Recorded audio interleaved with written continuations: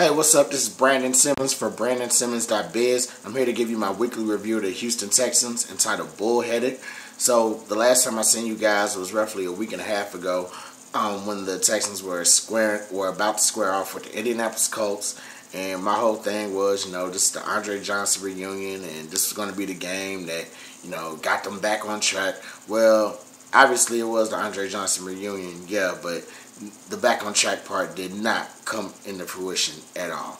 It was a complete disaster again or whatever, and I don't have to go over too much more. But one of the biggest things that's lingering from that game is something that's been lingering all season, and that's the quarterback issue. In that game, Ryan Mallett, he got replaced by Brian Hoyer at the end of the first half because Mallett got hurt, And so when Hoyer came in and, he just started, taking control of the offense, he actually threw a touchdown at the end of the first half. Hail Mary, one of the weirdest Hail Mary passes ever at the end of the first half. And so, Coach O'Brien was like, I'm going to let you get in the game. I'm going to let you stay in the game and, just see what happens from there. Obviously not too much happened, but, Hoyer finished off with 300 yards and a couple of touchdowns. And, I think that 300-yard game was like the first time ever a backup quarterback came off the bench and dropped 300 yards in a game. So, of course, all the talk was, Hoyer, he came off the bench and, he sparked the whole team to a victory. And so he should be the starter. Well, he is the starter, and guess what? The same way he lost the job is how he got the job. Because if you remember when Hoyer was the starter in week 1, he wasn't doing so well after 3 quarters, and Ryan Mallett came in to relieve him, and everybody was saying the same things. Oh, Ryan Mallett, he got the team on a good spark, he should be the starter, he should have been the starter from day one, and all this stuff. And it's like, right now we're dealing with, a huge issue. Because, this could really, look, it was just a couple seasons ago we went 2-13. And just switching these quarterbacks back and forth just because one person is coming off the bench to outdo the other is completely ridiculous. And I think it's a huge problem. In fact, it's left me speechless. Like I'm pretty sure it's left me speechless, and as far as like a lot of other Houston Texans fans speechless. Like there's nothing to say about the travesty that has become this quarterback situation. And it all started with Matt Schaub bombed out in 2013 for whatever reason he bombed out for. And so now it's like ever since the focus has been on, finding a long-term quarterback, we've just completely failed, and nothing is more evident than this season. So right as of now that it stands, Brian Hoyer will be the starting quarterback against the Jacksonville Jaguars on the road for Week 6. And like I said before, deja vu. When Ryan Mallett made his start for the season, it was on the road against the Carolina Panthers. However, this scenario is way different because, it is the Jacksonville Jaguars. And jumping right into the preview of that game, there's not a lot that can be game planned around the Jacksonville Jaguars. Like, they might have started off okay in the beginning of the season, but, this team has completely... They went back to being the Jacksonville Jaguars straight up. There's nothing that you can say that they're extremely good at. There's nothing you can say that they're extremely bad at. They're just a bad team as of right now, all around. So with that being said, even though they are a bad team, it is still a division game. And if there's anything that you know about division games, you can just look at the New Orleans Saints and Atlanta Falcons game from Thursday night and just see how different division games are from just any other NFL game. So I think the main key that the Texans need to do, as vague as it sounds, is just come out and play with a lot of energy. And I believe this is the game that they would just really need to get aggressive in. Like I said, I don't see anything strong about Jacksonville, whether it's on offense and especially on defense. I think that You know, Hoyer, he had his 300 yards in the second half or whatever. Coming off the bench, I think you need to put him in a running to get another 300 yards against this Jacksonville defense. And I think it can be done. As far as our defense goes, you know, Jacksonville's offense, they have a pretty good young nucleus. They got T.J. Yeldon out of Alabama. Alan Burns, I believe, is the guy. Alan Hearns or Alan Burns.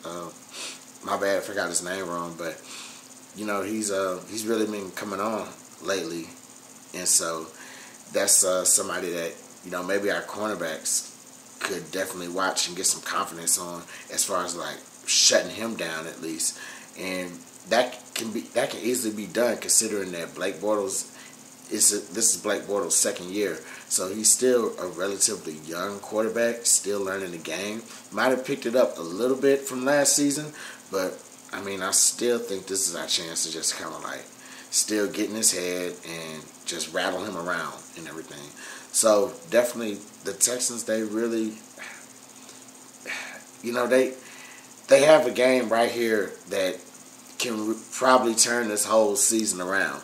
And for a lot of other teams in this league, the Jacksonville Jaguars are not, you know, the, you know, team where you just ultimately prepare for it. They're one of the teams that you face right before you have a big game, and the only reason you might lose to Jacksonville or get caught up in a close game with Jacksonville is because you're looking ahead to the game, the bigger game that's after them. For the Texans, at this point, at 1-4, every game is a big game for them. You know, this week is Jacksonville. I think next week is, or within a few weeks, is Tennessee, and I think after that it might be Miami. You know, it starts right here with Jacksonville. You know, I thought we had a chance against the Colts. You know, considering that they didn't have their starting quarterback in Andrew Luck, and they had a 40-year-old Matt Hasselbeck. And, I mean, not to take anything away from Matt Hasselbeck, because, you know, he led the Seahawks to a Super Bowl one time long ago, you know, and he's a pretty solid starter.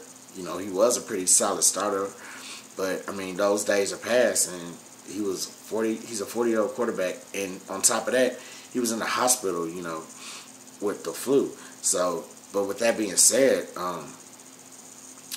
each game right now for the Texans is just a big game, you know. So yes, this Jacksonville game on the road, it's a big game. For Hoyer, this is going to determine whether or not, you know, he actually has a job.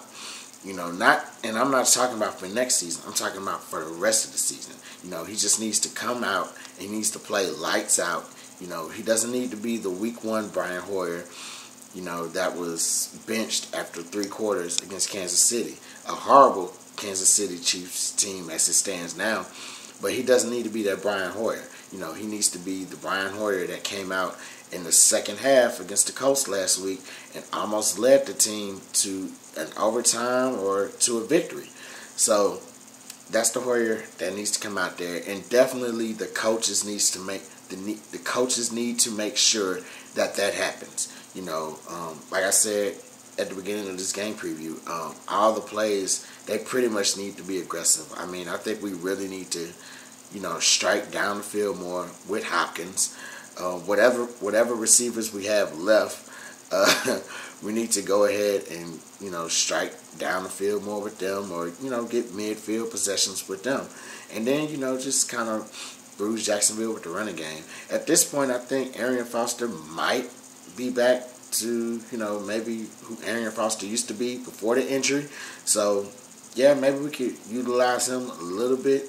But, I mean, I really think this is the game where we just have to make a statement, come out aggressive, you know, throwing the ball, deep threats, all that stuff. Defense needs to just get after Bortles continually.